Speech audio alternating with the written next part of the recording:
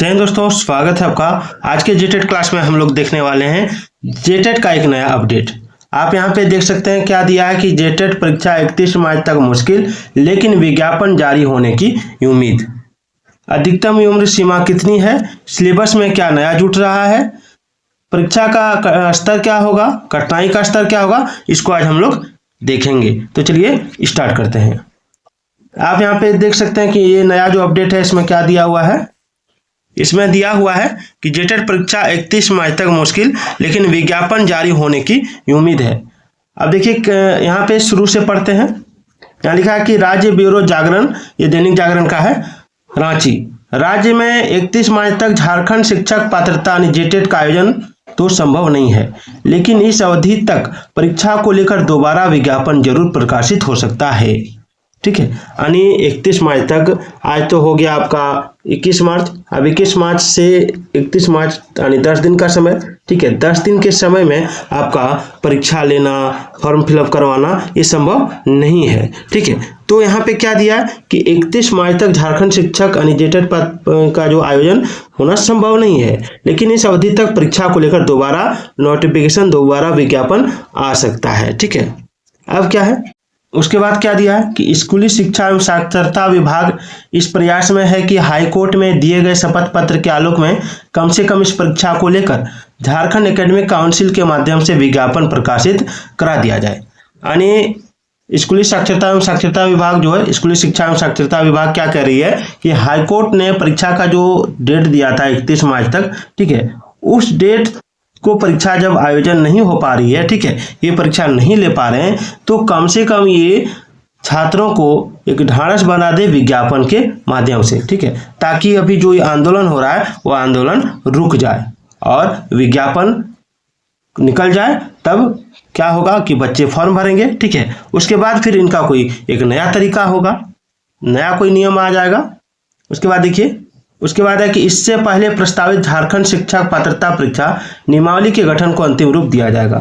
ठीक है, विभाग का प्रयास है कि कैबिनेट की होने वाली आगामी बैठक में इस नियमावली पर अनुमोदन लिया जाए और कैबिनेट की स्वीकृति मिलने के बाद ही जैक द्वारा इस परीक्षा के लिए विज्ञापन प्रकाशित किया जाएगा। ठीक है, उसके बाद देखिए, यह विज्ञापन दोबारा प्रकाशित होगा क्योंकि नई नियमावली गठित होने के बाद उन अभ्यर्थियों को भी परीक्षा में सम्मिलित होने का अवसर प्राप्त हो सके जो पूर्व में आवेदन नहीं कर सके थे।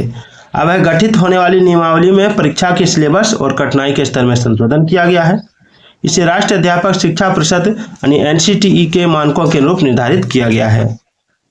उसके बाद है वर्ष 2019 की नियमावली में प्रश्नों की जो कठिनाई का स्तर था, ठीक है ना, जो बहुत ही कठिन था, ठीक है, जिससे थोड़ा सरल किया गया है। साथ ही खंडवार उत्तीर्ण होने की जो बाध्यता थी उसको हटा दिया गया है। ठीक है, अनिवार्यता को कम कर दिया गया है। पहले कक्षा 1 से 5 के लिए होने वाले परीक्षा में इंटरमीडिएट स्तर के प्रश्न पूछे जाते थे, जबकि कक्षा 6 से 8 के लिए स्नातक स्तर के प्रश्न होते थे। अब कक्षा 1 से 5 के लिए परीक्षा के प्रश्नों का स्तर मैट्रिक या समकक्ष होगा। ठीक है, जबकि कक्षा 6 से 8 के लिए प्रश्नों का उत्तर स्तर जो है इंटरमीडिएट होगा।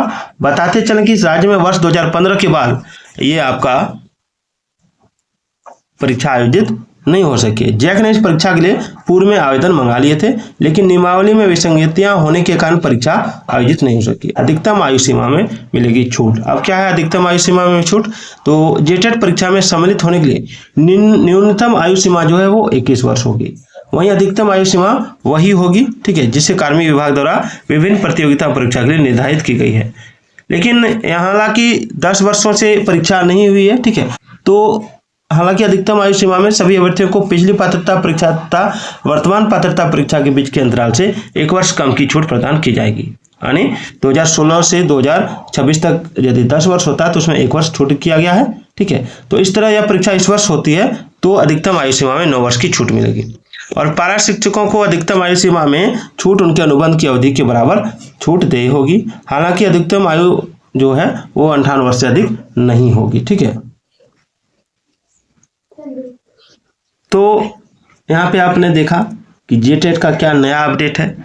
ठीक है, सरकार परीक्षा कब लेगी ये कोई निर्धारित डेट नहीं है। वो हाईकोर्ट से बचने के लिए 31 तारीख तक विज्ञापन निकाल देंगे। ठीक है, ताकि नए बच्चे जो हो वो फॉर्म भर सके। ठीक है, उसके बाद अब क्या करेंगे कि फिर नया कोई नियमावली वो बनाएंगे। उन नियमावली को बनने में 2 से 3 महीना टाइम लग जाएगा इनका, ठीक है। अगर ये कोशिश करेंगे तो हद से हद जून से, ठीक है, अंतिम जून का अंतिम सप्ताह से जुलाई में परीक्षा होने की संभावना है। अभी आपकी परीक्षा हमको नहीं लगता कि अप्रैल मई में परीक्षा हो पाएगी सो, क्योंकि इनका अभी तक नियमावली नहीं बना है, ठीक है। कितना यूपीएससी का ये नियमावली बना रहे हैं, जेटेट का नियमावली नहीं बना रहे हैं, जिसके चलते इनका नियमावली नहीं बना है, ठीक है। इनका नियमावली बनाने में इनको लाखों करोड़ों साल लग रहे हैं। आज 12 साल से 10-12 साल से ये नियमावली बना ही रहे हैं, ठीक है। 2024 में फॉर्म फिलअप करवाने के बाद 2 साल जो इनको लग गया नियमावली बनाने में। इनको नियमावली बनाने में क्या दिक्कत होता है कुछ समझ में ही नहीं आ रहा है। सीटेट के तर्ज पर जो बाल विकास का है, आपका ईबीएस का है, वो होना चाहिए, और जहाँ जिस एरिया में जिस का जो क्षेत्रीय भाषा है उस क्षेत्रीय भाषा से आप परीक्षा लीजिए, लेकिन ये कुछ भी नहीं कर पा रहे हैं। केवल परीक्षा के नाम पर ठगी हो रहा है, 1300-1400 करके फीस लिया जा रहा है और हम लोगों को मूर्ख बनाया जा रहा है। चलिए देखते हैं परीक्षा कब तक होगी, तब तक फिर मिलते हैं। जय हिंद।